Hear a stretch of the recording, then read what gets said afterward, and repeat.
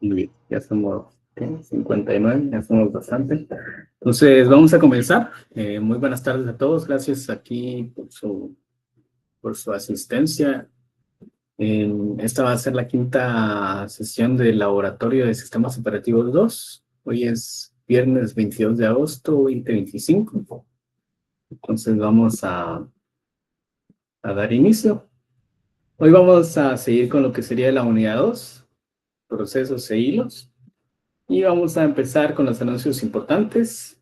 El primero de ellos es que hoy es la entrega de la hoja de trabajo. Pucha, uno dice ahí, lo cambié. Tiene que ser la hoja de trabajo. Dos. Para que no se les vaya a olvidar, pues si alguien no la ha hecho, todavía le da tiempo. Solo es una investigación pequeñita, entonces no debería tomarles mucho tiempo. Lo otro es que también en la entrega de la práctica uno, por favor, no olviden hacer la entrega directamente en Web. Pero que así cabal. Hoy es la entrega de la práctica uno. Por favor, no olviden hacer su entrega en Wave para no tener problemas después con su nota. Eh, y también voy a habilitar hoy lo que serían los horarios de calificación presencial. Hago ahí énfasis en la parte de presencial para que no vayan a pensar ahí que va a ser en línea. Es presencial, va a ser el día sábado, por si alguien todavía no sabía. Vamos a estar calificando el sábado desde las 7 de la mañana. Va a ser ahí en el laboratorio de la India número 3. Ahí es donde voy a estar calificando. Por si alguien no lo conoce, está en el T3, en el cuarto nivel. Está cabal cerca de las gradas que están del lado izquierdo, si están viendo para la grada. No, este sábado, o sea, mañana. Sí, sí. Entonces, por el 402. La verdad es que hace mucho que no voy así presencial a la universidad. O sea, no es que no vaya, pues, pero, pero ya no voy a clases así presenciales casi, entonces no mucho me acuerdo, pero les voy a mandar foto ya cuando esté por ahí. Pero sí están cerca de las gradas, entonces si van a unas gradas y no está ahí, pues van a las otras gradas, ¿no?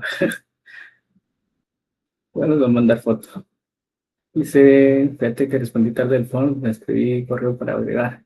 Sí, si alguien todavía falta de que los agregue a GitLab, por favor, eh, bueno, los que estén aquí, manden su usuario de GitLab de una vez y los voy a agregar ahorita rapidito.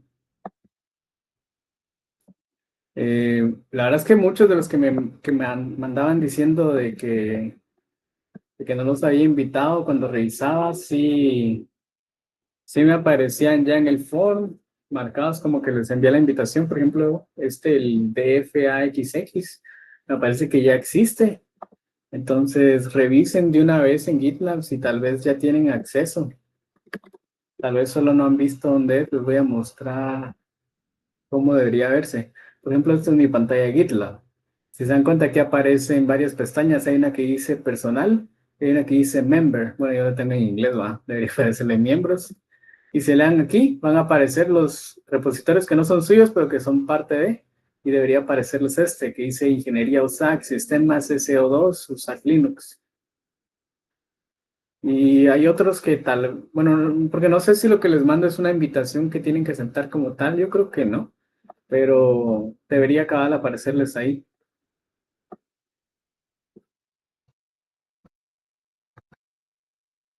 Entonces, cabal, el compañero que mandó ahí el DFAXX, me parece que ya está invitado, entonces si puede ir a revisar.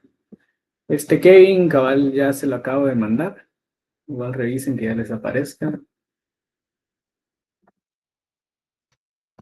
Y no sé si hay alguien más ahí que esté ahorita, que falte de su invitación de GitLab, que lo mande de una vez. 84 repos de GitLab, dicen que exceso. Yo casi no uso GitLab, pero sí tengo ahí unos proyectos que tocan. La verdad es que sí tiene muchas cosas que son mejores comparados con GitHub, pero Claro, es que el buen GitHub saca la pared. Entonces, no hay nadie más. ¿Todo bien?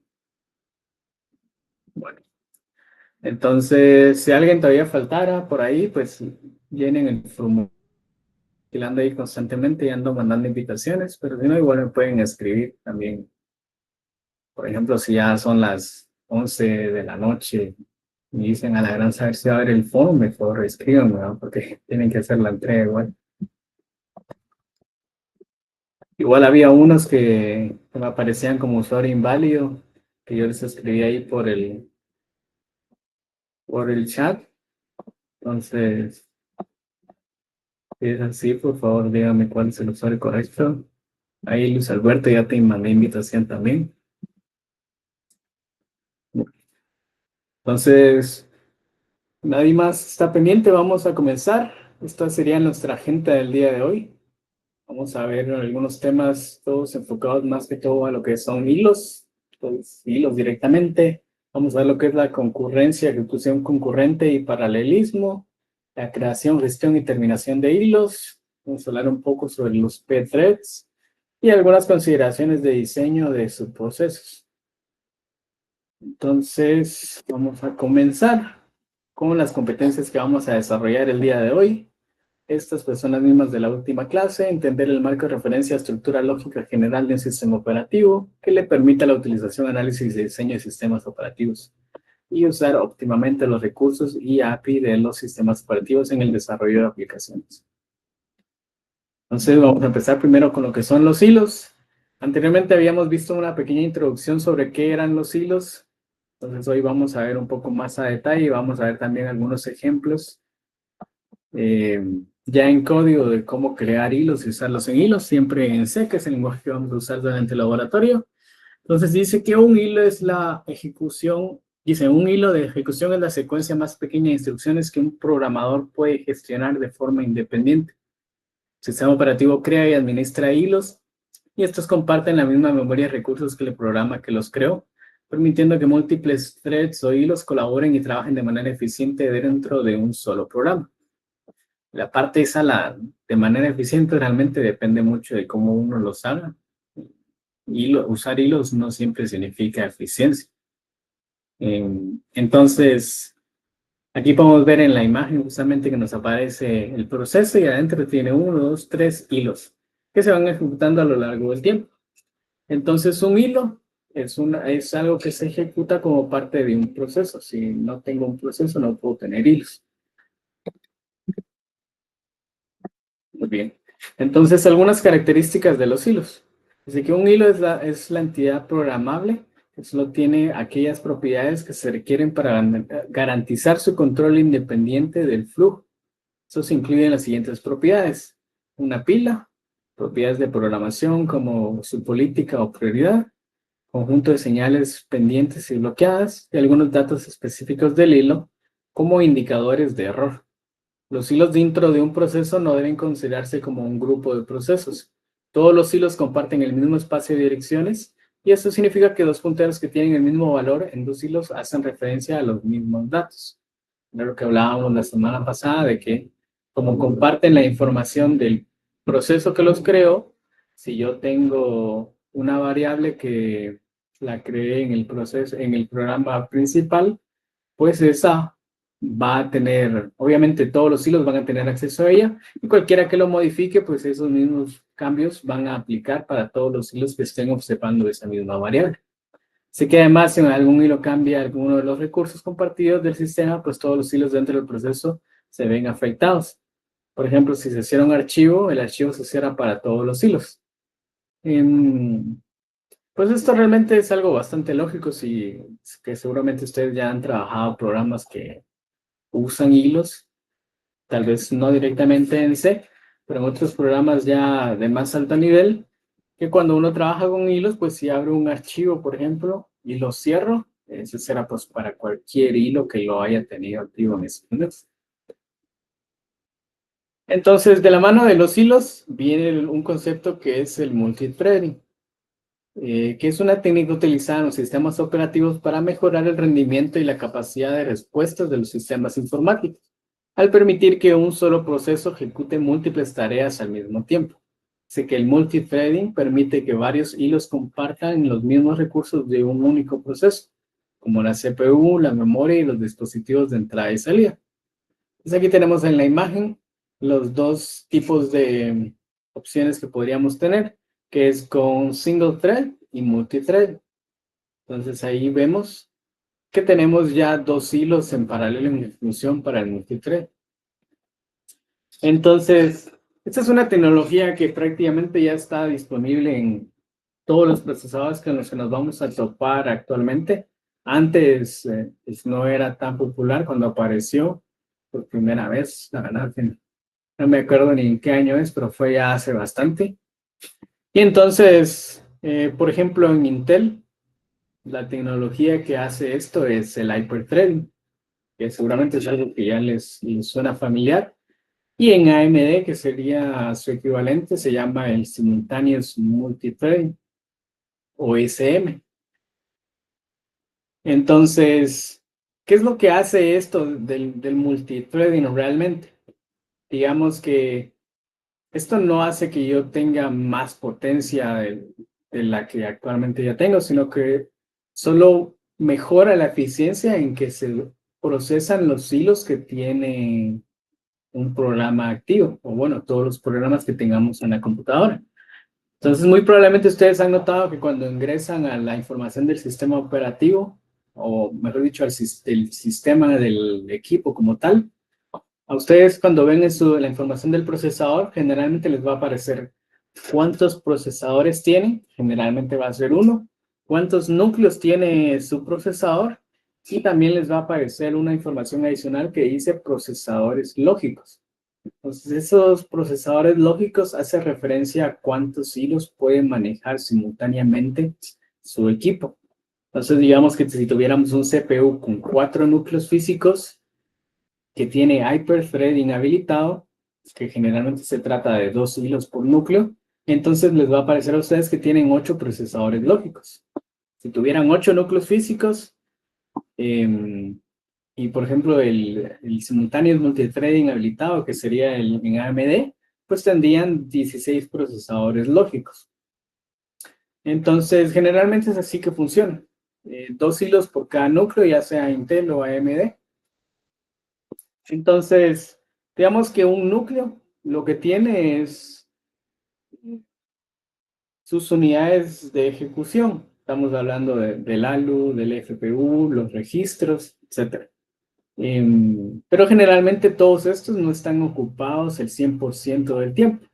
Entonces, cada uno de ellos tiene su tarea bien específica y normalmente no están todos activos a la vez. Entonces, ¿qué es lo que hace Hyperthreading o el SMT de AMD? Pues permitir que si un hilo está esperando por algún dato, digamos, por ejemplo, está esperando acceso a una memoria, a la memoria RAM, entonces otro hilo puede venir a aprovechar los recursos que están disponibles. Entonces, esto no es que vaya a duplicar la potencia del CPU, no significa que está mejorando la potencia. Vamos a tener exactamente la misma potencia, pero la vamos a aprovechar mejor. Entonces, digamos que tenemos un procesador Intel, un i7 con 4 núcleos físicos y tiene hyperthreading habilitado. Entonces, ¿qué va a pasar? Si yo no tuviera hyperthreading, el sistema operativo ve 4 núcleos y 4 hilos, hasta ahí. Pero si tengo hyperthreading habilitado, el sistema operativo va a ver 4 núcleos, pero 8 hilos lógicos. Entonces, esto ayuda bastante en programas que generalmente pueden aprovechar esos tiempos de espera que se generan. Y, por ejemplo, cuando estamos haciendo edición de video, renderizado 3D, virtualización, o incluso algunos juegos que están optimizados para usar varios hilos. Entonces, prácticamente es, a grandes rasgos, digamos, lo que hace el multithreading. Simplemente en lo que un hilo está usando un cierto recurso, vengo yo y le doy el tiempo de ejecución a otro hilo que seguramente va a usar algo que todavía está disponible. Entonces, ¿por qué usar multithreading? La verdad es que la pregunta es más, ¿por qué no? Pero La verdad es que también hay escenarios donde no debería usarse, pero las razones son, más allá de las obvias, dice que los hilos se ejecutan en paralelo, mejorando el rendimiento de la aplicación. Cada uno de estos subprocesos tiene su propio estado de CPU y pila, pero comparten el espacio de direcciones del proceso y el entorno. Los hilos pueden compartir datos comunes, por lo que no necesitan utilizar comunicación entre procesos. Al igual que los procesos, los hilos también tienen estados como listo, en ejecución, bloqueado, etc. Y se pueden asignar prioridad a los hilos, al igual que los procesos. De esta manera, los hilos de mayor prioridad serán programados y ejecutados de primero. Entonces, como les decía, hay muchas veces nos vamos a tener que enfocar más cuando no usarlos que cuando usarlos. Entonces, ¿cuándo no usar multithreading? Para programas pequeños y sencillos con flujos de ejecución lineal. La introducción de múltiples hilos puede agregar complejidad innecesaria sin proporcionar mejoras significativas en el rendimiento. En tales casos, la sobrecarga de administrar subprocesos puede superar cualquier beneficio potencial. Entonces, por ejemplo, no me acuerdo quién fue que me escribió, que le estaba asignando más núcleos a su máquina virtual de los que realmente tenía su equipo.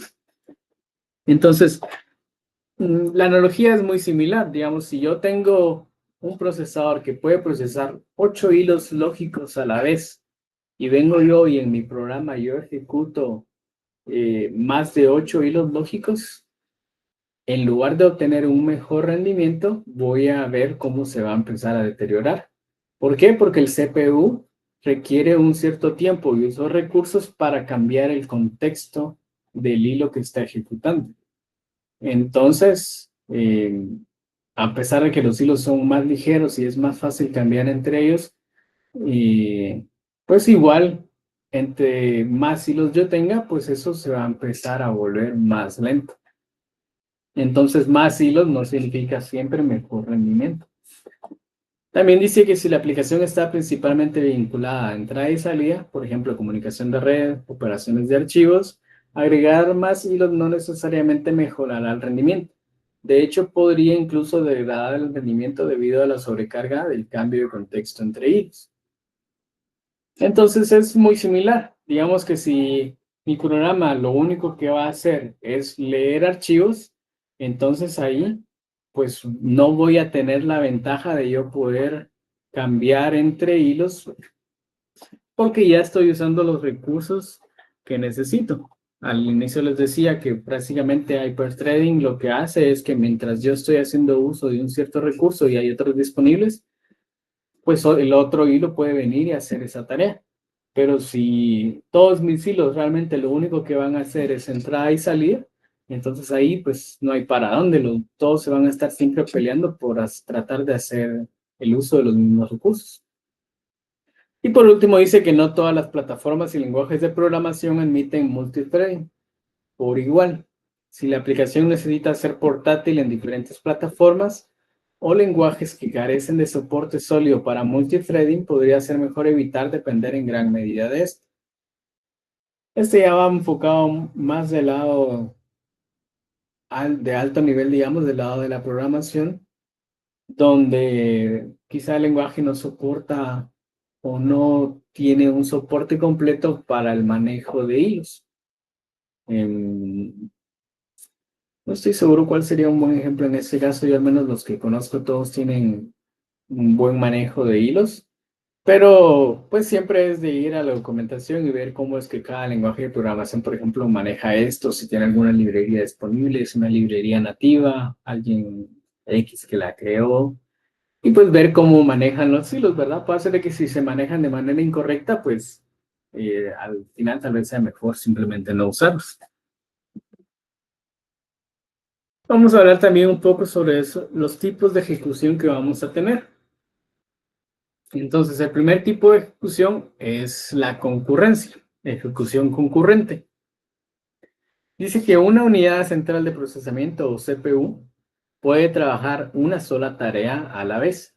Si se le asignan varias tareas, por ejemplo, reproducir una canción y escribir código, lo que va a hacer es cambiar muy velozmente entre estas tareas y este cambio tan rápido y fluido pues va a hacer que el usuario tenga la sensación de como si está haciendo multitarea, aunque en realidad no es así.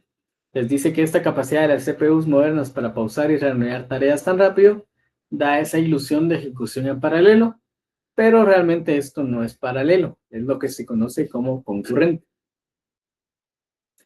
Aquí, por ejemplo, menciona que un CPU puede trabajar solo una tarea a la vez, pero realmente aquí la idea sería que un núcleo puede ejecutar solamente un proceso a la vez. Entonces, hoy en día es muy raro ver un procesador que solamente tiene un núcleo. Entonces, lo que estamos viendo ahí es que tenemos concurrencia en cada núcleo. Entonces, si tengo dos núcleos, voy a tener ejecución concurrente en cada uno de ellos. Tal vez va a haber dos procesos ejecutándose a la vez, pero si yo me pongo en el contexto de un núcleo, pues ahí la ejecución siempre va a ser concurrente. Entonces dice que la concurrencia significa ejecutar múltiples tareas al mismo tiempo, pero no necesariamente de manera simultánea. Si hay dos tareas que se ejecutan simultáneamente en una CPU de un núcleo, la CPU decidirá ejecutar una tarea primero, luego la otra, regresar, pausar a la mitad, regresar a la otra, y de esta manera puede comenzar dos tareas, ejecutar y completarlas en un periodo de tiempo superpuestos. Entonces vemos aquí en la imagen que tenemos el CPU, tarea 1, tarea 2, luego regresa a la tarea 1, ahí se terminó la tarea 1, sigue con la tarea 2 hasta terminar. Entonces esto obviamente pasa tan rápido que uno no lo nota, pero a nivel del CPU, en un núcleo específico, es eso lo que sucede, que va cambiando entre una tarea y otra hasta que se van completando todas. Luego tenemos lo que sería la ejecución paralela. Dice que la ejecución paralela es cuando una computadora tiene más de una CPU o núcleos de CPU y avanza en más de una tarea simultáneamente. Sin embargo, la ejecución paralela no se refiere al mismo fenómeno que el paralelismo. Entonces aquí vemos en la imagen que ahora ya no tenemos tarea 1 y tarea 2 ejecutándose en el mismo CPU, sino que tenemos dos CPUs. O bien, si tuviéramos dos núcleos, sería el mismo resultado. Cada núcleo se encarga de ejecutar una sola tarea y las dos se ejecutan ahora sí al mismo tiempo.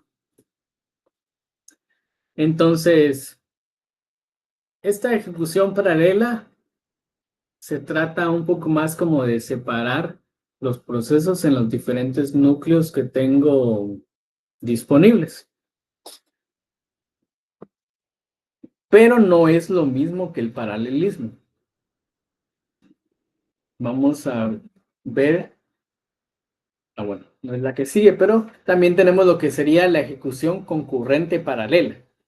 Esta es la que normalmente vamos a ver en todos los equipos actualmente. Porque, como les decía, si yo tengo un procesador con varios núcleos, voy a tener ejecución paralela. Sí, porque tengo más de un núcleo. Van a haber tareas ejecutándose de manera simultánea, pero a nivel de núcleo voy a tener siempre concurrencia también. Porque va a ser muy raro que, digamos, si mi procesador tiene, por muy bueno que sea, digamos, tiene, digamos, unos 24 procesadores lógicos. O sea, puedo ejecutar 24 hilos a la vez, que es un montón. Pero si yo me voy al administrador de tareas, yo no voy a ver solo 24 procesos en ejecución. Solo con los del sistema operativo van a ver ahí unos cientos y saber cuántos serán en total. Pero son un montón, o sea, fijo, son más de 24. Eso significa de que yo voy a tener ejecución paralela así, porque van a haber muchos procesos ejecutándose a la vez, hasta 24. Pero como yo tengo más de 24, cada uno de mis núcleos va a estar ejecutando varias tareas también de manera concurrente. Entonces eso es lo que vamos a conocer como ejecución concurrente paralela. Yo tengo varios núcleos ejecutando tareas de manera paralela, pero cada uno de esos núcleos también está haciendo una ejecución concurrente, o sea, cambiando entre tareas. Y luego tenemos ya lo que es el paralelismo. Dice que el paralelismo significa que una aplicación divide sus tareas en subtareas más pequeñas que pueden procesarse en paralelo, por ejemplo, en varias CPU al mismo tiempo.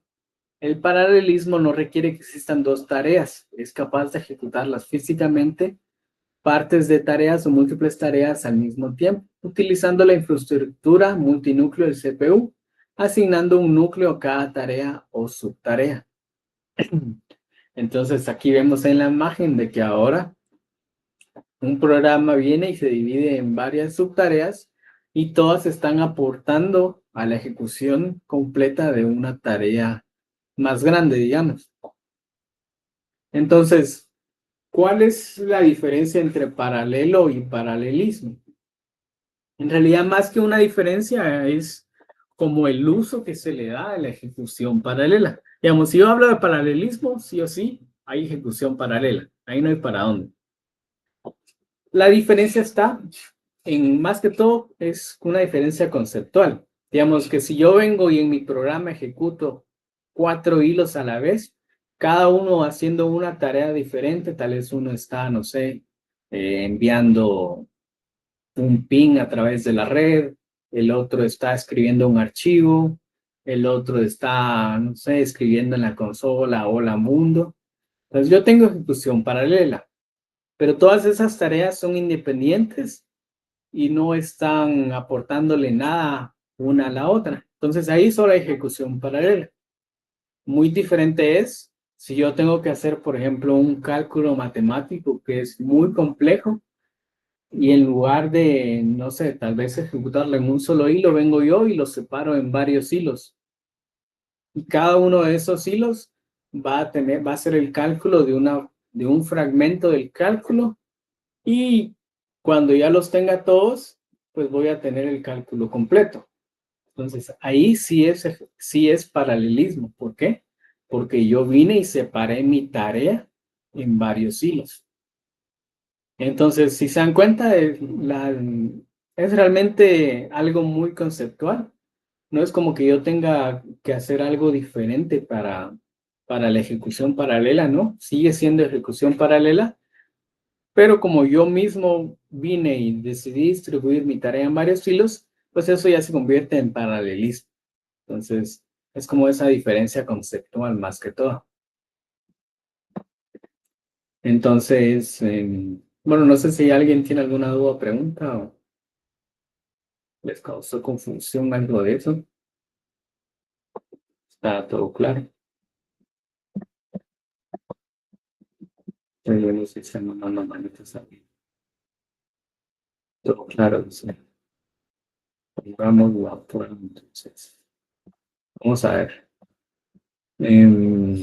Digamos que si yo tuviera un procesador de 4 núcleos, ¿qué tipo de ejecución lograría si ejecuto 4 hilos de manera simultánea? ¿Sería concurrente o paralela?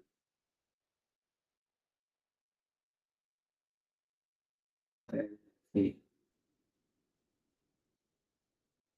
se les queda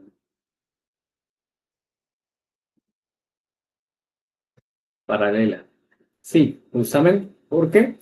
Porque como tengo 4 hilos exactamente, tengo 4 núcleos, entonces va a ser ejecución puramente paralela. Cada uno de los núcleos va a ejecutar uno de los hilos y todos se van a ejecutar al mismo tiempo.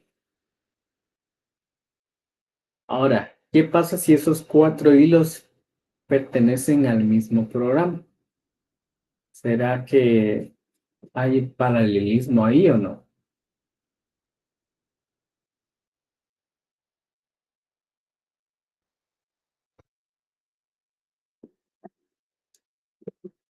¿O sigue siendo solo ejecución paralela?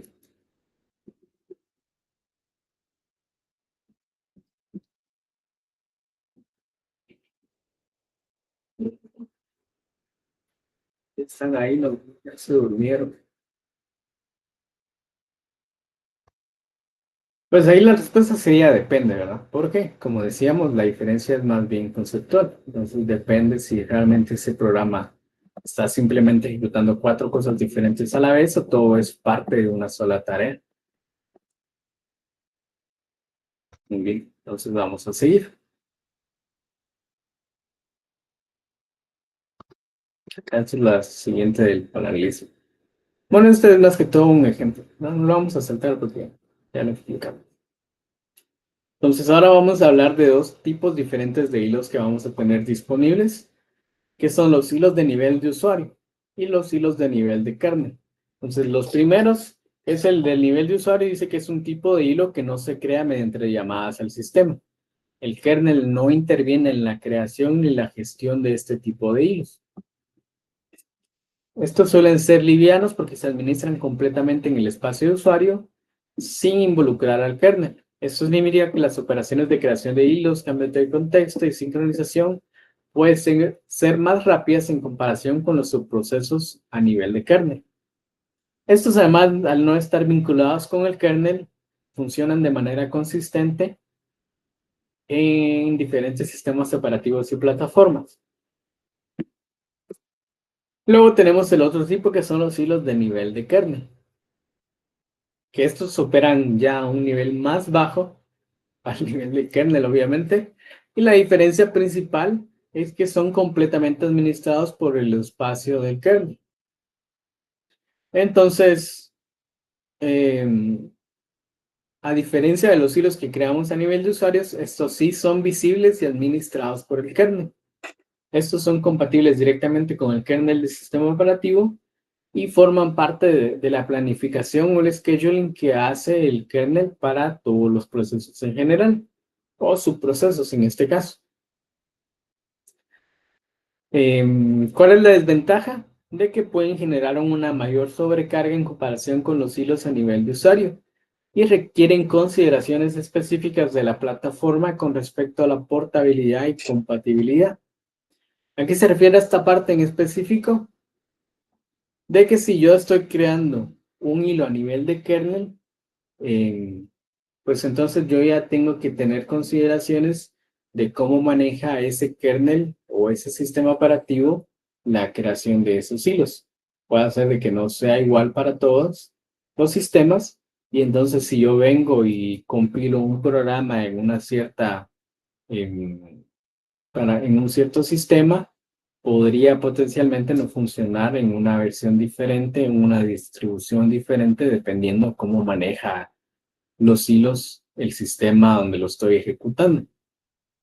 A diferencia de los que son a nivel de usuario, que esos como funcionan a un más alto nivel, nivel de usuario, entonces la librería se encarga de administrarlos, gestionarlos y crearlos, y ahí pues no hay problema, van a funcionar independientemente de dónde yo lo esté ejecutando. Y pues esa sería la parte teórica para el día de hoy. Vamos a pasar ahora, si nadie tiene ninguna duda, pregunta, a la parte de ejecución concurrente, que van a ser un ejemplo de ejecución paralela masivos. Pero no sé si alguien tiene alguna duda, pregunta, antes de que pasemos al ejemplo. De hecho, antes de que se me olvide, vamos a tomar la captura del día de hoy de la asistencia. Entonces, voy a dejar de presentar. Y si me hacen favor de activar su cámara solo un minutito.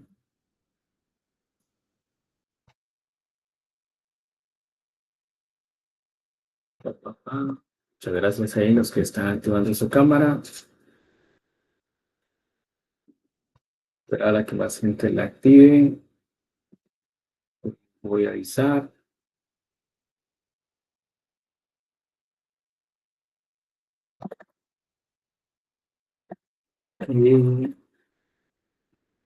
Y vamos a tomar la foto.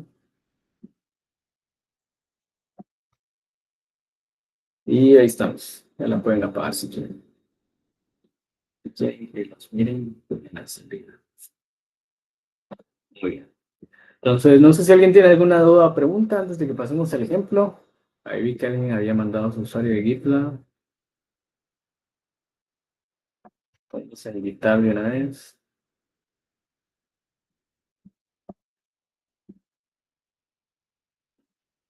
Sí, sí, sí.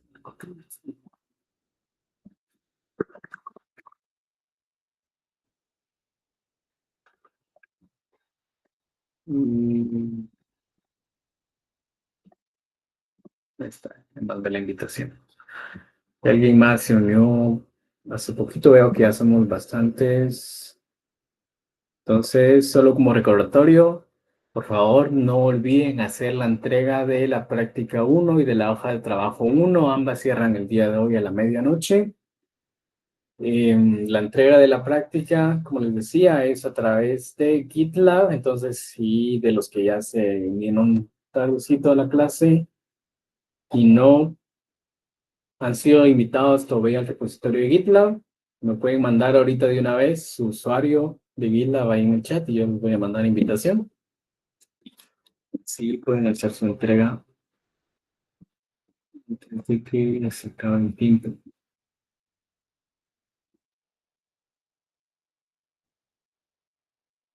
Sí, tengo una duda de era el programa, me imagino. Cisco les sabe validar que cambie la resolución de la pantalla.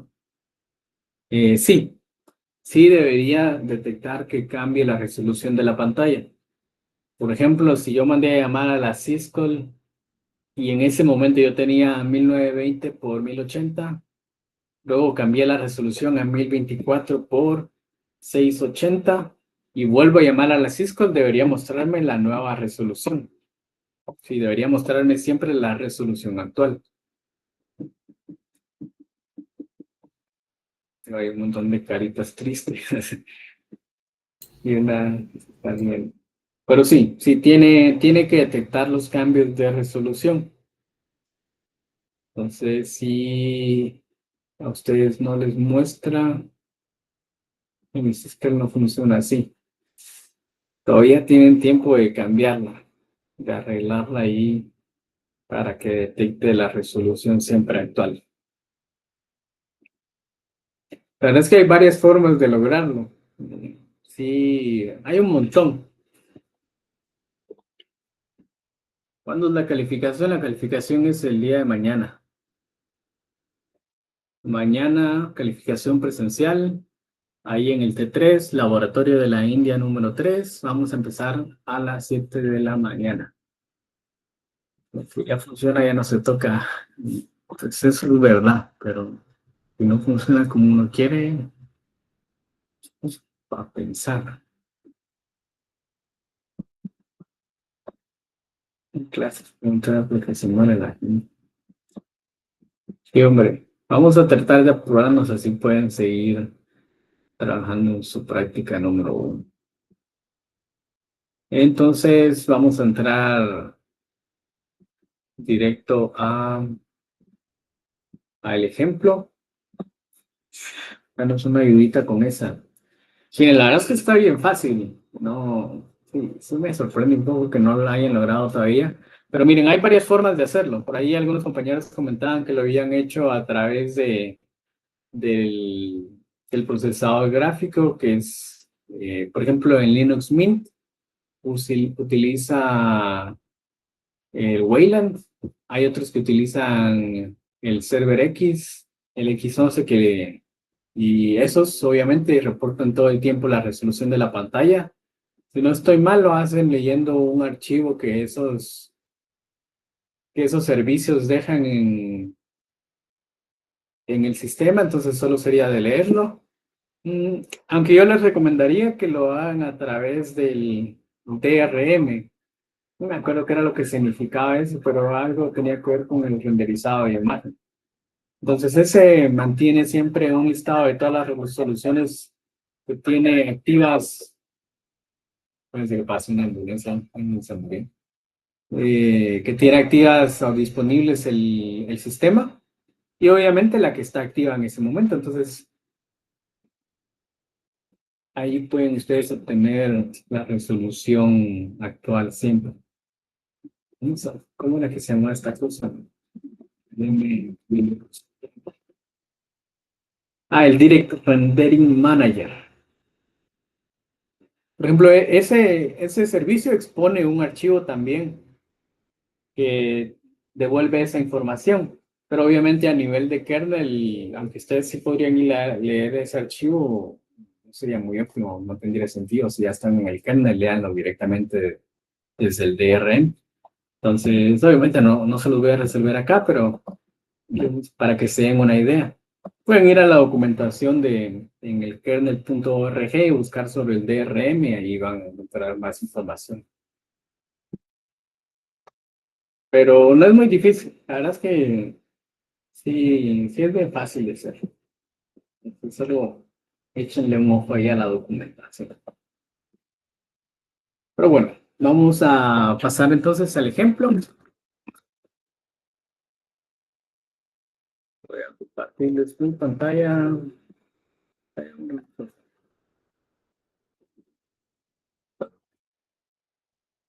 Entonces, como siempre, tenemos aquí a mi máquina virtual.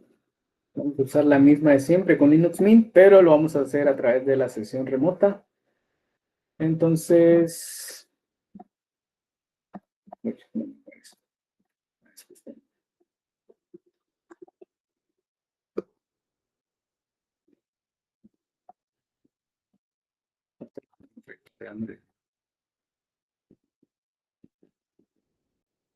se me está abriendo.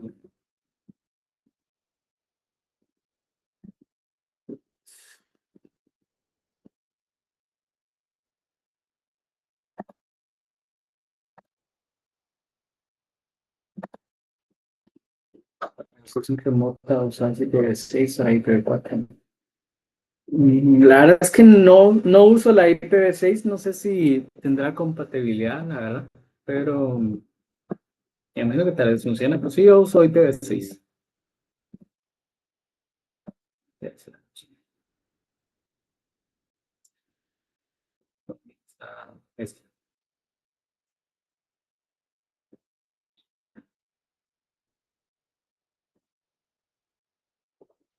Voy a encender la luz porque está bien oscuro ahí.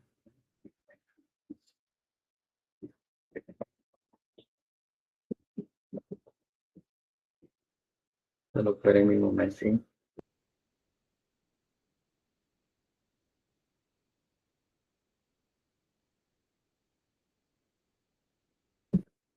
Ya volví. Trajeron el almuerzo. Está bien. Así que se conectar esto.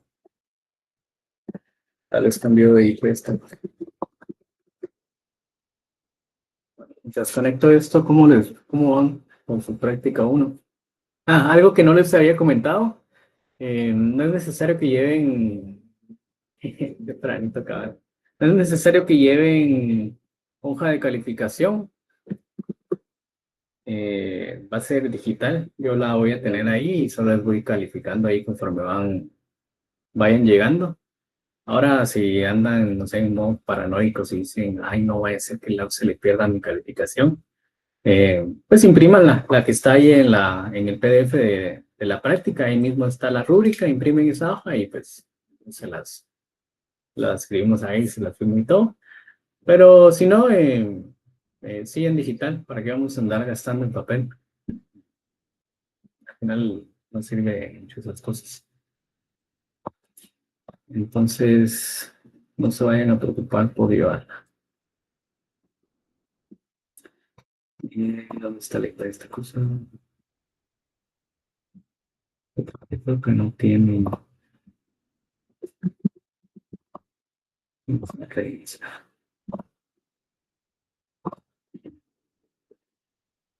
Todavía no tengo acceso al repo. Va, voy a mandar de una vez la invitación.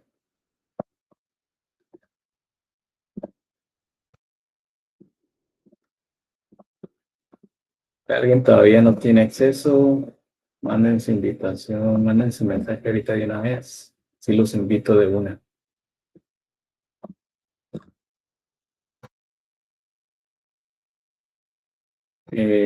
No, ustedes tienen que hacer el programa de pruebas.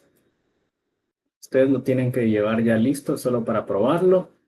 Y si hace falta, yo puedo hacerle que les pida tal vez como cambien algún parámetro de la llamada al sistema, ahora que ya en lugar de que escriba la letra A, que escriba la letra B, digamos, o en lugar de que el mouse se mueva a la derecha, ahora que se mueva a la izquierda, algo así. Puede ser de que yo les pida que se modifique o algo, pero sí, ustedes ya lo tienen que llevar listo. Idealmente que ya lo lleven listo solo para mostrarme. Eh, pero si no, bueno, no, sí, o sea, en realidad eso no es opcional, tienen que llevar su programa. De hecho, está ahí en el enunciado del proyecto que ustedes tienen que ya llevar listo el programa de prueba, pero puede ser lo más mínimo que quieran. ¿verdad? Solo con que ustedes lo ejecuten y pase algo es suficiente. Bien, entonces, ya te mandé invitación. ¿Quién era el que me había dicho? Mm, Anthony. Ahí confirmé si ya te aparece. O sea, ups, en las iscas de los segundos, solo me da la de arranque cuando me con este 20 que vale. Ah, no les voy a decir porque si no, no se van a motivar y no lo van a hacer. Así que quédense con que les voy a poner cero.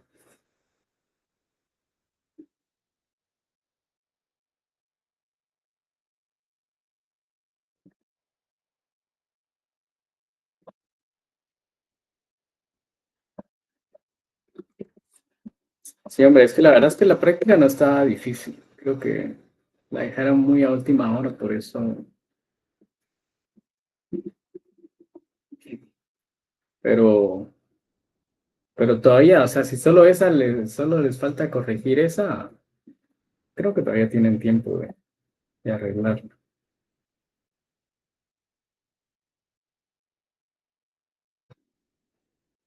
Es que no sé por qué esta cosa no se sigue conectando ahora.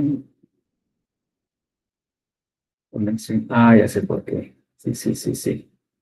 Es que la máquina virtual la tenía conectada con el Wi-Fi y cabal, ayer instalé un switch para tenerlo cableado. Entonces, ya conecté el Wi-Fi ahorita. Ahí está.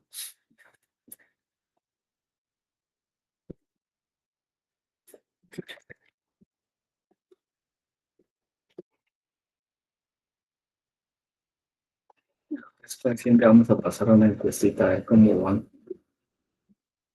en su práctica. No es que se hace encuesta.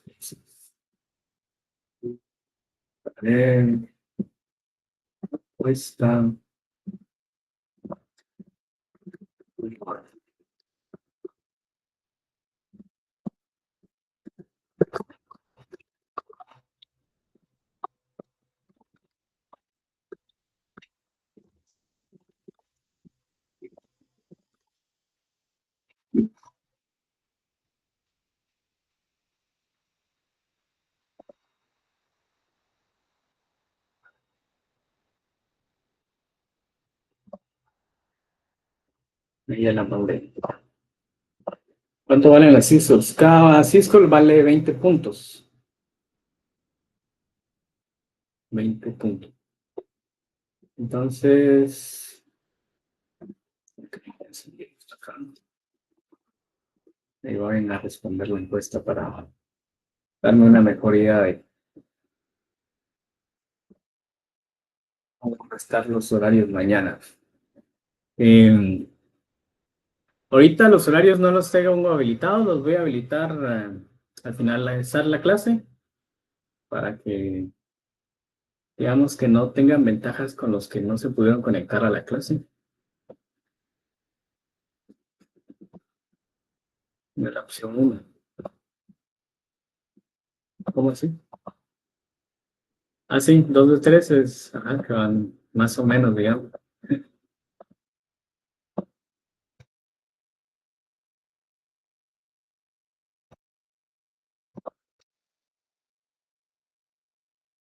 Vamos a ver,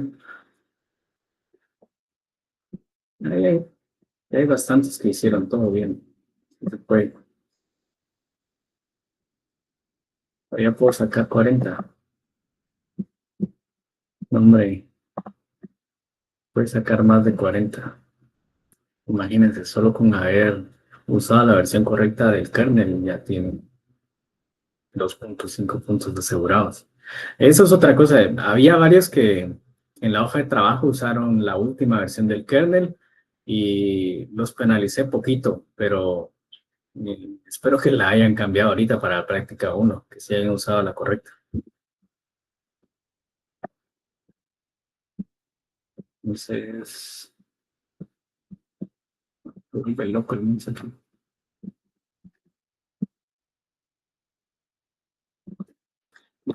Sí, cabal, ahí está.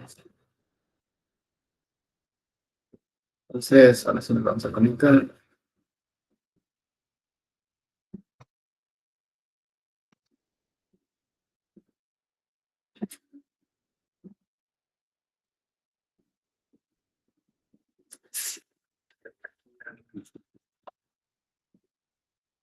Bueno, es que están, güey, la -41. No sé, no entendí.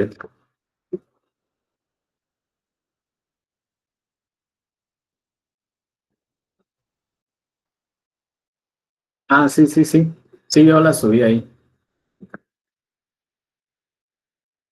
Por si alguien no usó la versión correcta de kernel, también todavía está a tiempo de usarla.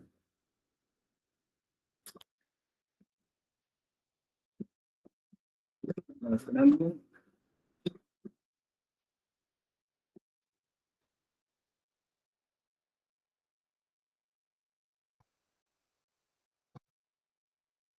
Estaba spoileando yo a ustedes ahí el código.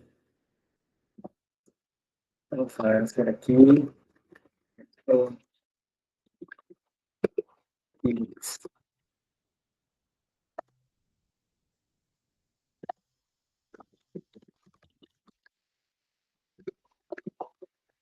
Muy bien.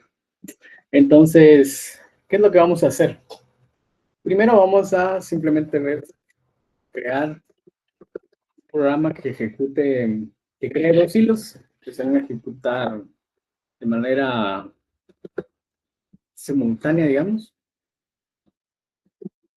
Pues vamos a empezar haciendo los include. ¿Qué es lo que vamos a necesitar en este caso? Estudio que sería para hacer las impresiones. También vamos a necesitar la librería estándar.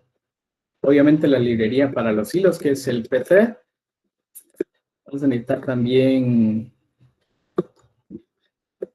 el Unix estándar. Y por último, la de syswait. Van a entender para qué las vamos a necesitar. Y vamos a empezar con el main.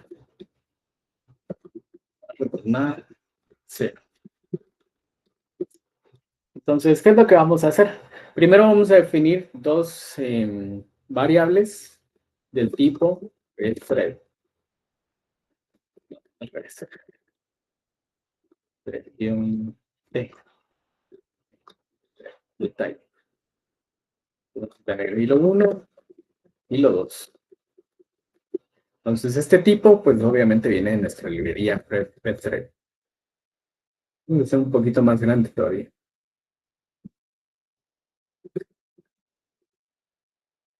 Muy bien. Entonces, ¿cómo vamos a hacer la creación de los hilos? Vamos a mandar a llamar a esta función que se llama pthread create.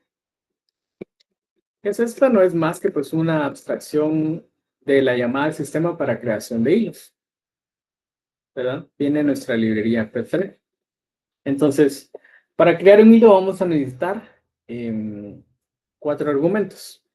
El primero va a ser el puntero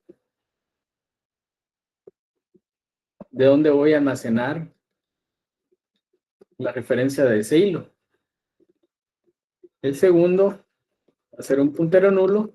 No necesitamos, no es obligatorio, que solo sirve para cuando queremos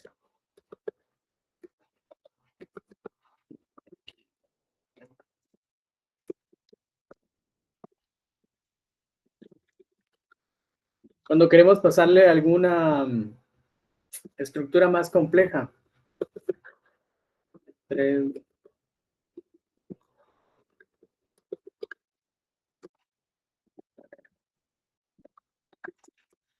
voy a mostrar aquí la documentación para que...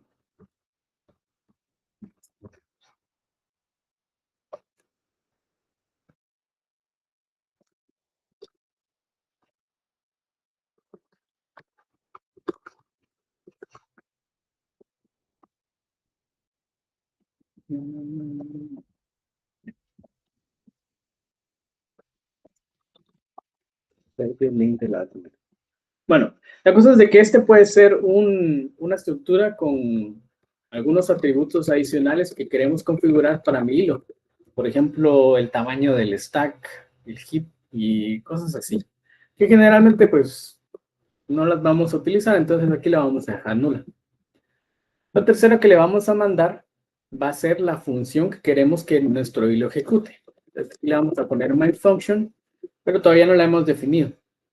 Y el cuarto argumento que le vamos a pasar va a ser un puntero genérico. Un puntero genérico es algo que yo defino como un void asterisco. Cuando yo vea esto, yo ya sé que esto es un puntero genérico. Entonces, en este caso yo lo estoy pasando entre paréntesis porque quiero castear lo que le voy a pasar como un puntero genérico. Pero en realidad no lo voy a castear todavía. Simplemente voy a mandar una cadena. Pero luego vamos a entender para qué serviría castearlo. Entonces vengo yo y le digo que voy a crear dos hilos, thread 1, thread 2. Y le voy a pasar como argumento esta cadena de caracteres. Y luego tengo que esperar yo a esos hilos porque si yo no agregara la espera, entonces los hilos se ejecutarían y terminarían de manera inmediata y ni siquiera esperaría yo por esos hilos. Entonces, ¿qué es lo que tengo que hacer? Tengo que usar pthread_join, decirle cuál es el hilo que quiero esperar. Y este segundo argumento, yo se lo voy a pasar nulo, pero ¿para qué sirve? Aquí yo le podría pasar la referencia para que lo que sea que devuelva mi hilo quede almacenado acá. Es como a mí no me interesa guardar lo que va a devolver mi hilo, pues le mando nulo. Y ahí está. Entonces, ¿qué nos falta ahora? Solamente definir mi función. Esta función tiene que ser del tipo puntero genérico también. Defino aquí yo main function y mi función va a recibir un solo parámetro que va a ser del tipo puntero genérico también.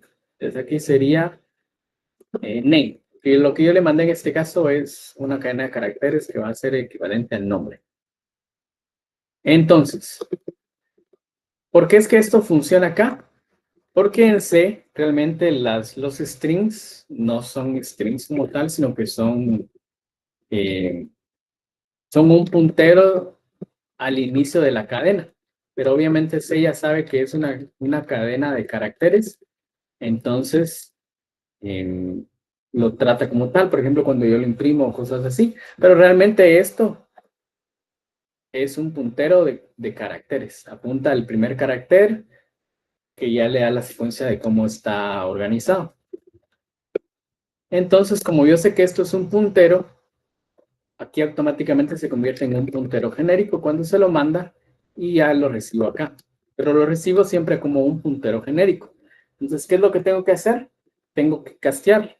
Entonces, voy a hacer aquí un print y le voy a poner aquí, hola, imprimiendo desde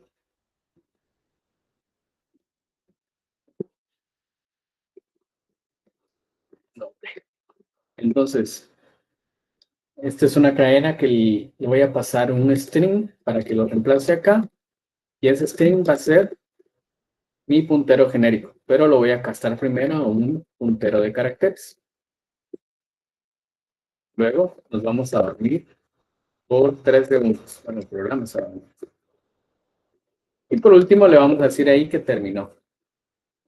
Terminado y el nombre del hilo. Entonces eso es todo lo que va a hacer. Entonces cuando mi programa se ejecute, va a crear dos hilos. Ambos hilos van a tener la misma función a ejecutar, solo que vamos a mandarle un parámetro diferente, hilo 1, hilo 2. El hilo lo único que va a hacer es imprimir su nombre, esperar 3 segundos y imprimir que ya termine. Entonces, cuando yo ejecute esto, pues va a imprimirse eso para mis dos hilos. Pues vamos a compilarlo.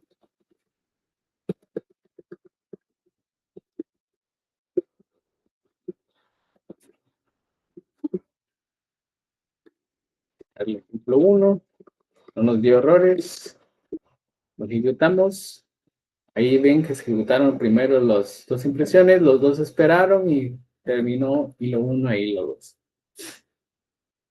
Obviamente porque no se puede imprimir aquí a la par, no sabemos si esto se ejecutó de manera paralela o de manera concurrente, pero como mi equipo tiene más de un núcleo, es posible que sean ejecutados de manera paralela.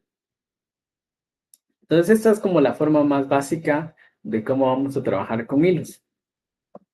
Entonces vamos a ver ahora también cómo lo haríamos si tuviéramos más de 2 hilos.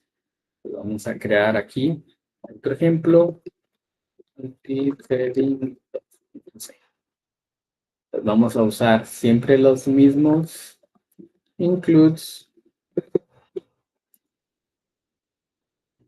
Pero ahora,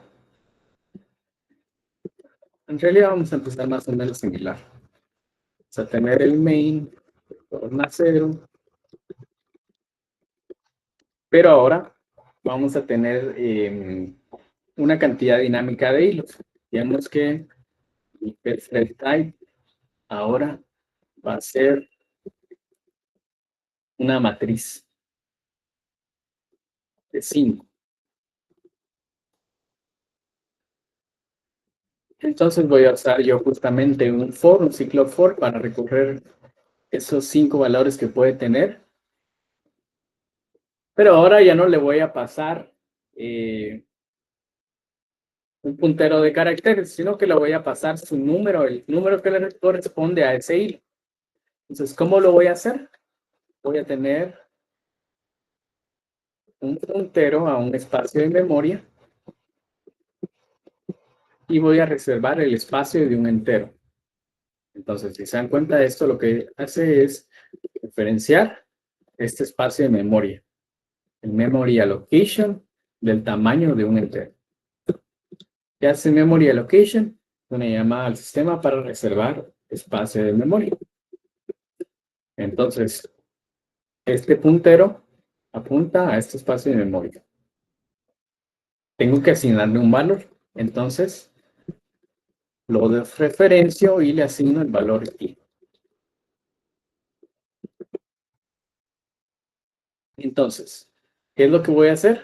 Voy a usar siempre el thread create,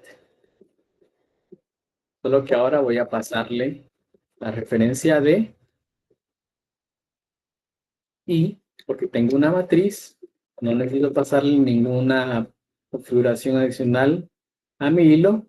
Voy a pasarle siempre una función que se llama main function, que no he definido, y le voy a mandar el espacio de memoria que acabo de crear.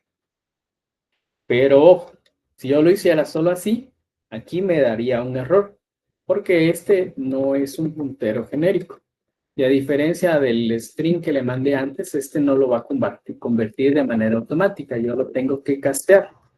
Entonces, va a pasar de ser un puntero de entero a un puntero genérico. Pues ahí está. Muy bien. Ya creé todos mis hilos en ese ciclo for, pero ahora, si yo no me quedo a esperar a esos hilos, el programa terminaría antes de que todos los hilos se ejecuten. Entonces, tengo justamente que hacer esto de acá, la espera. Entonces, muy similar a este, vengo yo y los voy a esperar a todos.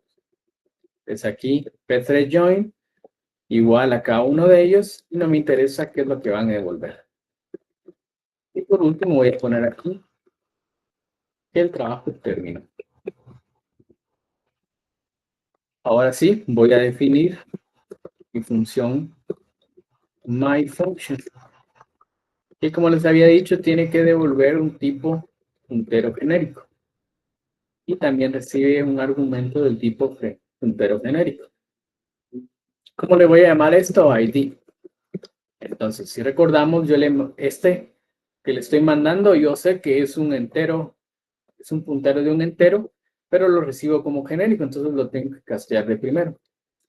Pues, ¿qué es lo que voy a hacer? Voy a definir aquí thread ID y lo casteo al tipo puntero de entero. Y ahora sí ya lo podría utilizar acá. Entonces yo imprimiendo desde el hilo, y le paso el porcentaje de que representa un entero y le paso el thread ID, pero desreferenciado con el asterisco. Ahí por si ya tienen algo oxidado, sucede, bueno, me imagino que ahorita que ya haciendo su práctica uno ya lo tienen que tener bien claro, pero esto de los asteriscos y el ampersand que se usa es solo para saber con qué está uno trabajando. Por ejemplo, si yo hago un A igual a 1, aquí yo le estoy definiendo dos cosas a la vez. Estoy definiendo un puntero y un espacio de memoria y le estoy diciendo que ese espacio de memoria va a tener el valor de 1. Si yo vengo y hago ampersand A, ahora ya no me estoy refiriendo al valor 1, sino que estoy refiriendo a la dirección de memoria donde está almacenado este 1. ¿Y qué pasa si yo hago asterisco A?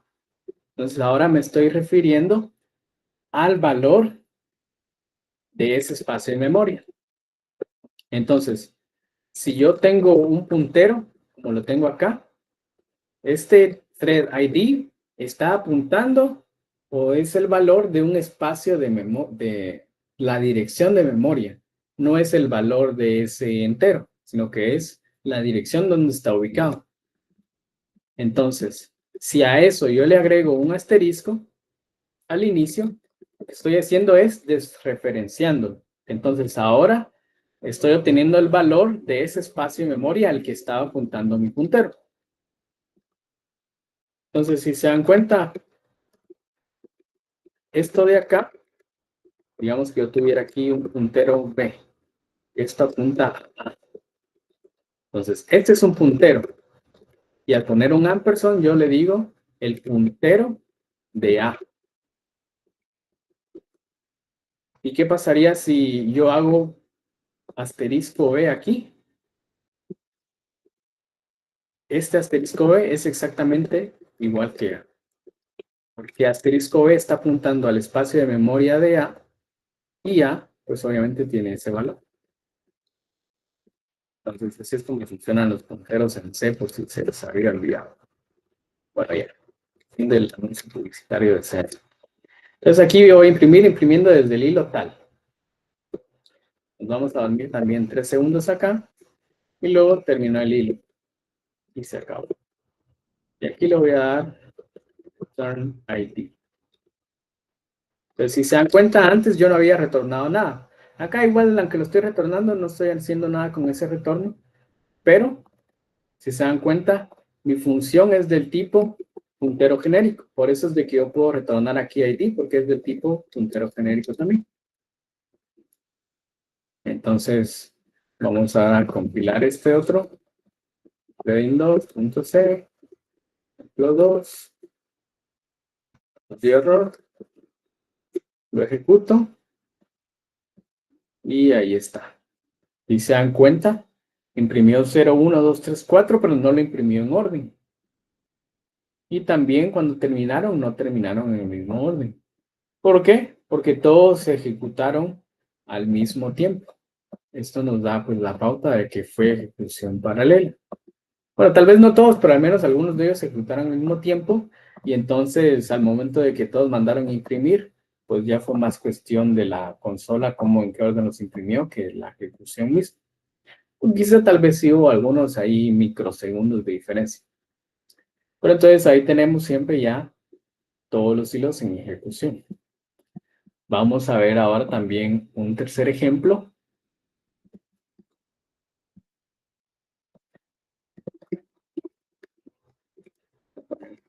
Ejemplo 3. Vamos a seguir usando siempre las mismas librerías. Entonces vamos a incluir ahí los mismos headers. Vamos a empezar con el main. Retorna 0. ¿Y qué es lo que vamos a hacer ahora? Ahora en lugar de pasarle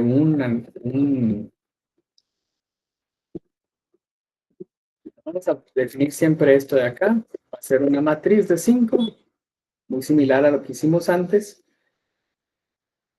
Pero ahora vamos a usar un argumento más complejo que solo el ID. Entonces vamos a definir primero un struct. A este struct yo le voy a llamar argumentos, args.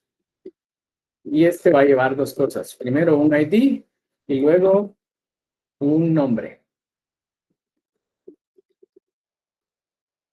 Y el punto y coma, que no se lo escribí, que el struct lleva un punto y coma al final. ¿Bien? Entonces, ahora vengo yo y tengo que inicializar el valor que le voy a pasar. Entonces, en realidad aquí solo lo vamos a... Necesitamos más.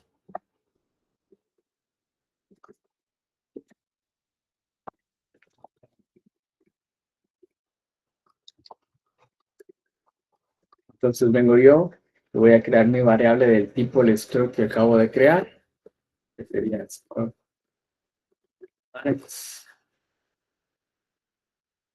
voy a llamar P.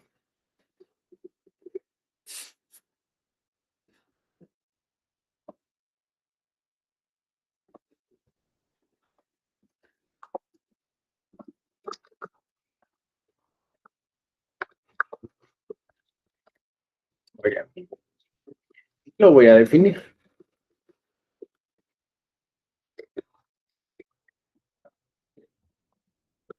Pongan aquí lo. Muy bien, entonces ya creé yo, ahora tengo ya una estructura más compleja. Obviamente puede ser mucho más compleja que esto, puede ser tan compleja que nosotros queramos, porque al final lo que estamos pasando es solo un puntero. ¿Y por qué esto es posible y tan fácil, digamos, de hacerlo? Porque como habíamos hablado antes, los hilos existen y comparten los recursos del proceso. Entonces, yo simplemente necesito decirle a mi hilo dónde está ubicado mi struct y él automáticamente ya va a tener acceso a esa información.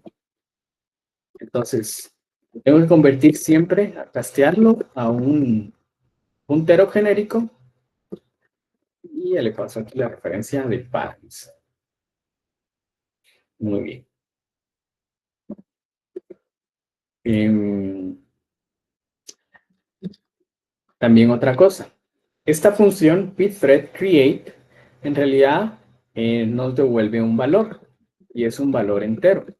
Lo vamos a definir aquí también. Numer de error. Y lo vamos a poner aquí que error RR va a ser igual a lo que nos devuelva esto. Entonces,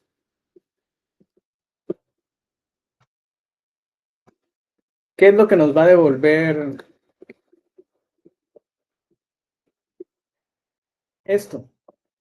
Digamos que si todo salió bien, nos va a devolver 0. ¿Qué es 0? Pues es equivalente a falso. Entonces, si fuera falso, no va a entrar acá. Pero si nos devuelve un valor diferente de 0, significa que algo pasó. Y entonces ahí sí lo va a entrar en este ciclo if y pues nos va a decir que falló con algún código de error. Y de una vez va a matar al programa. Si no falló, entonces lo único que vamos a hacer es esperar. Vamos a esperar aquí. Y ahí se va a terminar nuestro programa. Entonces lo vamos a compilar.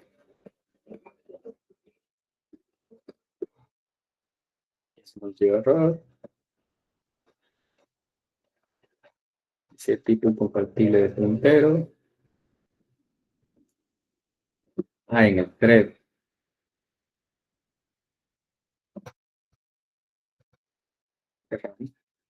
Es que lo puse mal. Ahí está. Sí, ni siquiera he creado una función. Es cabal. Aquí le pasamos la función myFunction, pero no la habíamos definido. Entonces, ahora, si se dan cuenta, tenemos siempre la misma estructura. Y muy similar a lo que hicimos antes, solo que ahora en lugar de castearlo a un entero, lo vamos a castear a un puntero de mi struct argumentos. Entonces, esa es la misma parte que habíamos visto antes. Le agrego el asterisco para definir que esto es un puntero de este tipo, casteo, struct args. Voy a cambiar este nombre para que no se confusa. Lo vamos a poner.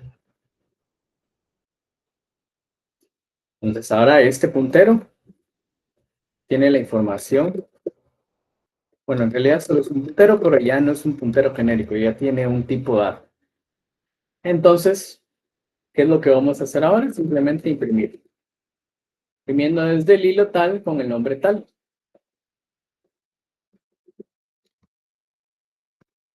Aquí hacemos referencia pues al valor que queremos acceder de ese puntero. Esto sería lo mismo que si viniera yo y hiciera params asterisco punto id. Es exactamente lo mismo. Esto es un abreviar. Seguimos 3 segundos. Y luego terminando el hilo cache.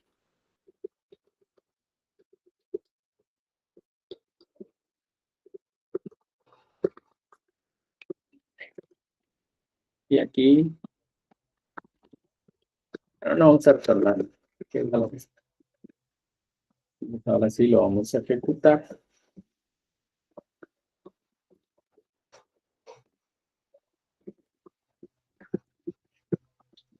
Ahí nos dio varios errores.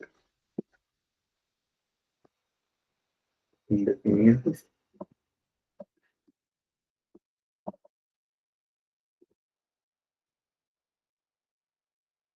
Está diciendo que no está definido.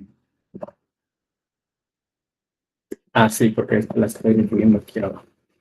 Okay.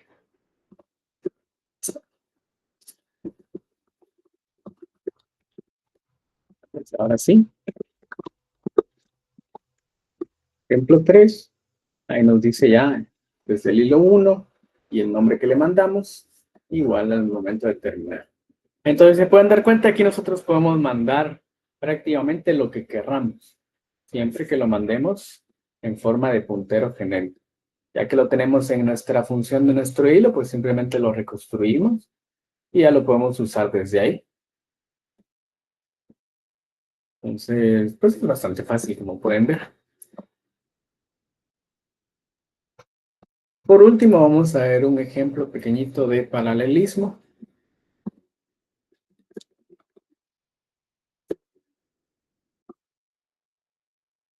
Vamos a necesitar algunas librerías, prácticamente las mismas, pero vamos a agregar esta otra que nos va a servir para poder tomar el tiempo. Porque como les decía, cuando estamos hablando de paralelismo, realmente solo se trata del concepto de que nosotros estamos separando una tarea. No es, estamos haciendo algo especial para definirlo. Entonces, ¿qué es lo que vamos a hacer? Primero vamos a empezar con el main. Vamos a retornar, pero como siempre. Y vamos a empezar aquí. Entonces, ¿qué es lo que vamos a hacer? Vamos a crear varios hilos y vamos a tomar el tiempo de cuánto tarda la ejecución. Entonces, primero vamos a hacer aquí un define.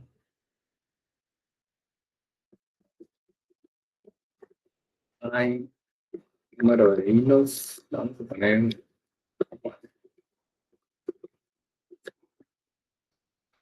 asociar la definición de una matriz de hilos del tamaño de num3. Esto no, esto me lleva a complicar.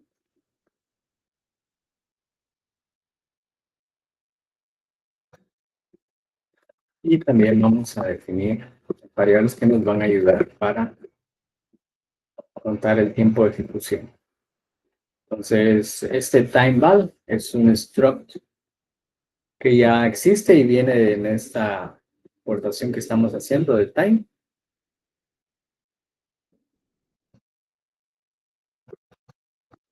Igual que esta función que se llama getTimeOfDate. ¿Qué es lo que estamos haciendo aquí? Esta función viene, captura el tiempo en este instante y lo almacena en nuestra variable start. Entonces, ya que capturamos el tiempo de inicio, vamos a, bueno, vamos a poner ahí que estamos iniciando la creación de los hilos y luego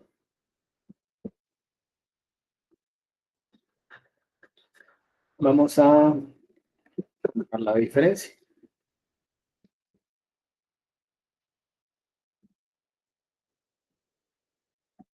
Entonces vamos a crear los hilos, voy a copiarlo del que hicimos antes.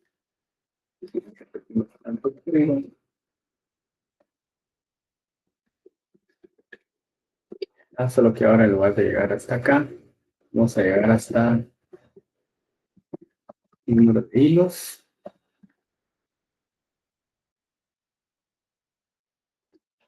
Vamos a pasarle su ID para hacer la creación. Y aquí le vamos a poner un nombre diferente que va a ser la tarea que va a realizar. Todavía no lo hemos definido. Esto ya no se llama threads, sino que se llama threads. Y tenemos que esperar, obviamente, a que se cree. Pues ahí está el primero. Y luego vamos a decirle que capture el tiempo que se tardó. Bueno, no el tiempo que se tardó, simplemente que capture en este instante, cuando ya terminó de hacer. Digamos, ya los esperó a que todos los hilos terminaran. Y ahí vamos a capturar ese instante. Y por último, pues necesitamos saber la diferencia de tiempo. Entonces vamos a usar una variable del tipo long en segundos y otra para los microsegundos. Y vamos a usar una función que va a hacer ese cálculo, la diferencia entre start, end y la referencia de mis dos variables. Esta no la he definido todavía, pero la vamos a definir ahorita. Entonces, ¿qué es lo que va a devolver esto? Nada. Pero va a recibir mis 4 argumentos. Primero, los primeros van a ser el tipo timeVal, start, bien, un struct timeVal end, y 2 punteros, uno de segundos y otro de microsegundos.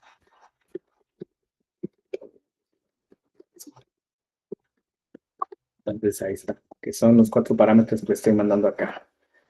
Mi tiempo de inicio, tiempo de final y los punteros de mis dos variables donde quiero que guarde la información que va a calcular. ¿Y qué es lo que va a calcular? Pues va a venir y va a decir segundos va a ser igual a mi valor final menos mi valor inicial. Esto lo que hace es acceder a mi estructura de init, de final, y ver el time value en segundos de ese instante. Y se lo restamos con el tiempo inicial también en segundos. Y vamos a hacer lo mismo para los microsegundos. Vengo yo y le resto a los microsegundos finales los microsegundos iniciales. Esto de acá que dice, perdona, nada que ver la pregunta, pero dijiste que a las 7 se habilitan los horarios, ¿verdad? No dije ahora, solo dije que al finalizar la clase, pero sí, va a ser cuando terminemos.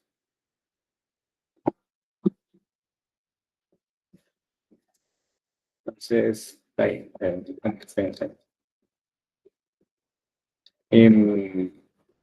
imagino que si ya vieron la hoja de trabajo, se dieron cuenta que van a pasar de a 2. Entonces, creo que hay suficiente espacio para que no pasen a la hora que les conviene, pero estén ahí atentos.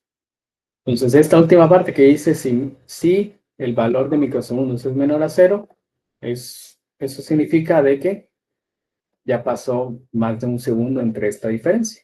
Entonces, tenemos que corregirlo, restándole un segundo y sumándole todos los microsegundos equivalentes a eso. Como esto es negativo, al sumarle un segundo, pues ya voy a tener los microsegundos de diferencia para que el valor sea exacto. Y como ya estoy guardando ese valor de una vez acá, pues automáticamente yo lo voy a tener en estas dos variables. Entonces, ¿qué es lo que voy a hacer? Simplemente imprimir tiempo total de ejecución, cuánto tomó segundos, cuánto tomó en microsegundos. Y listo. Entonces, ahora, ¿qué es lo que me falta? Definir mi función de tarea. Tarea, está acá. ¿Qué es lo que van a hacer cada uno de los hilos? Entonces vengo yo, función de tipo puntero genérico, tarea, que recibe un puntero genérico también. Que en este caso solo le estoy mandando su propio ID. Entonces, el ID, hago el casteo. ¿Y qué vamos a hacer aquí? Vamos también a hacer la contabilización del tiempo que le toma a este hilo ejecutar su propia tarea. Entonces, vamos simplemente a copiar esto de acá, que es lo mismo. Y el del final, que también.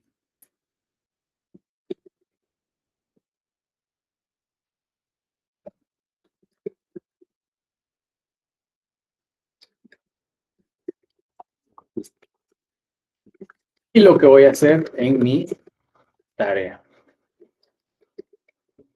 Entonces, voy a poner acá, hilo comenzó su tarea. Hilo, hilo, su tarea.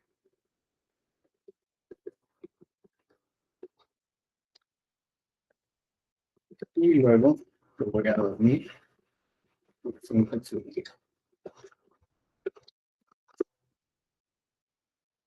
Luego obtengo otra vez el tiempo, lo calculo e imprimo aquí que el hilo tal terminó su tarea en tanto tiempo.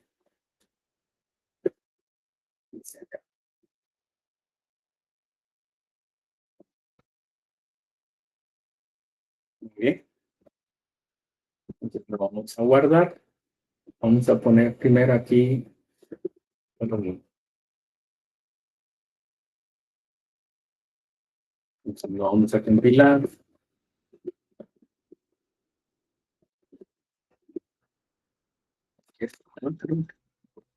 Y de errores con esa tacha.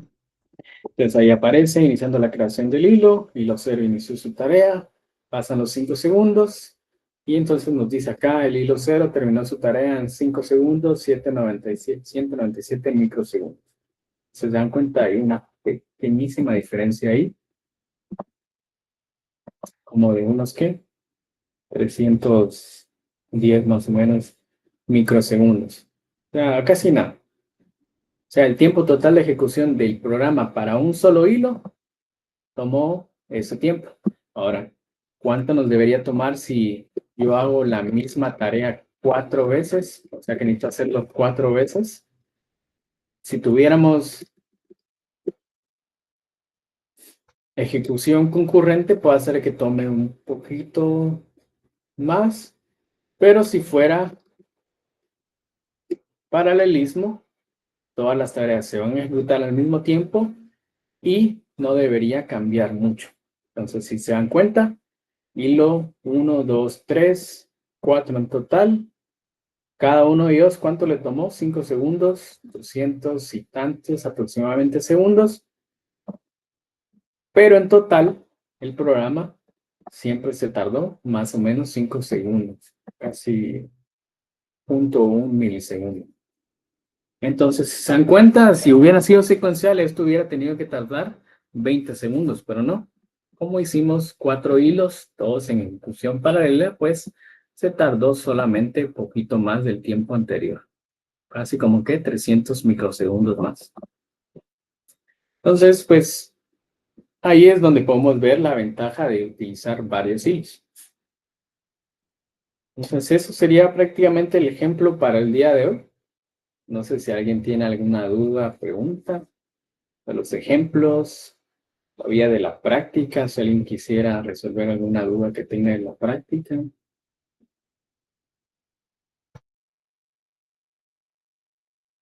¿Está todo claro? ¿Están escuchando la clase mientras trabajan en la práctica porque son muy aplicados?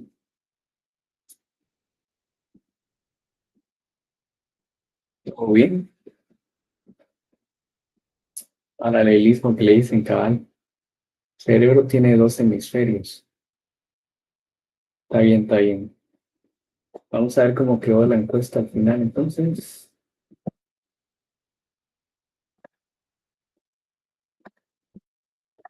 Cuestiones.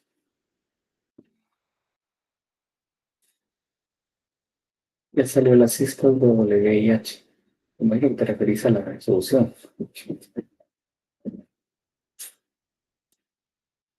Dice todo 12, los de 3, 23, en total 48 votos.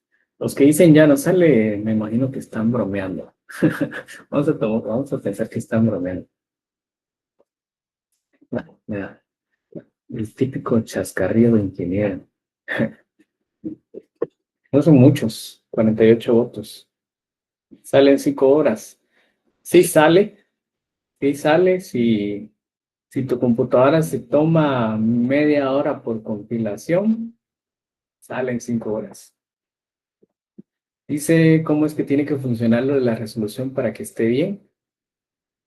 Simplemente debe devolver la resolución que tiene en ese momento, cuando yo hago la llamada al sistema.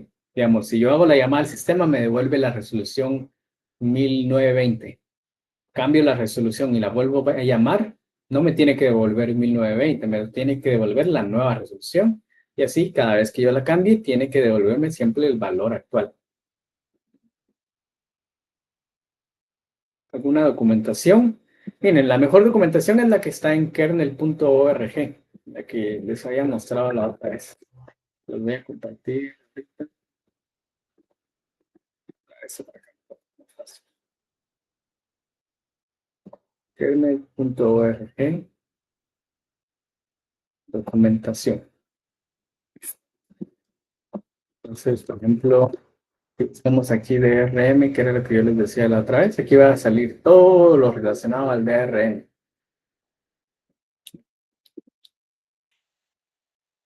Sí, pero al cambiar la resolución te referís a cambiar el tamaño de la ventana. En realidad es lo mismo. Digamos, si yo me voy a los ajustes del sistema, lo voy a mostrar acá.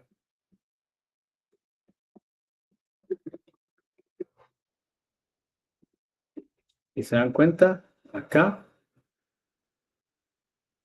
gracias a las herramientas de VMware, mi pantalla cambia de resolución si yo cambio la ventana de... ¿Se dan cuenta? Esto no aparecen las barras de scroll ni nada, sino que simplemente se ajusta la resolución. Entonces, eso depende de cómo tienen configurado VMware, obviamente. Tal vez ustedes no lo tienen habilitado y no les cambia, pero la resolución cambia conforme yo cambio la ventana. Entonces, si yo mando a llamar a mi llamada al sistema ahorita, me da una resolución y vengo yo y cambio la ventana de VMware y la vuelvo a llamar, me va a dar una resolución diferente. Lo mismo que si yo me voy aquí a los ajustes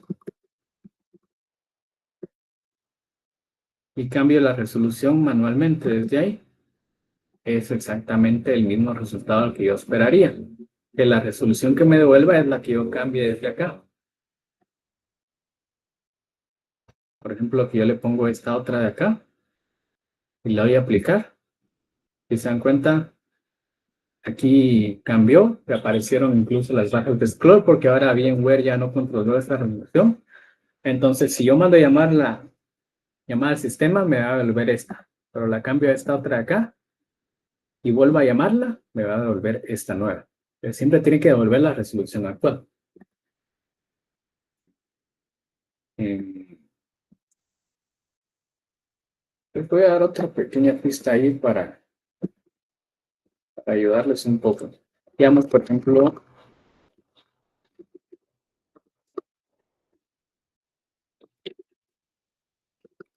estaba en 0, virtual 1. Si se dan cuenta, esto es un archivo que expone justamente el DRM del que yo les hablaba, el Direct Rendering Manager, les había dicho que se llama, ¿no? Entonces, si se dan cuenta aquí, me devuelve un listado de todas las resoluciones que soporta. Pero la primera va a coincidir con la resolución que yo tengo activa en este momento. Miren, si yo cambio acá, ah, quiere. Ah, pinche WinWare, tirar la computadora a la chinga.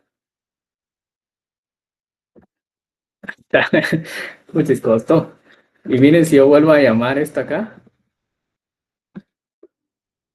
miren cuál me aparece acá.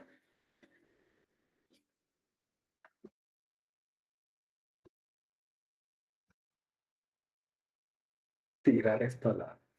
Bueno, miren, lo hago así bien chiquitito, lo vuelvo a llamar y miren,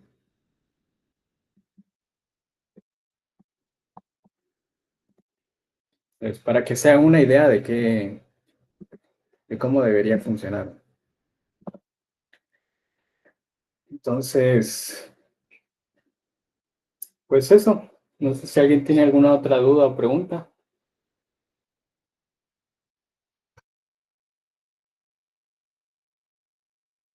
Si no, pues son libres. Pueden ir y seguir trabajando en su práctica número 1. Y nos veremos mañana en el T3, Laboratorio de la India número 3. No se permite comer ahí. No creo que nadie vaya a llevar ahí su comida, pero por si alguien pensaba hacerlo, ya me dijeron que no los deje comer ahí.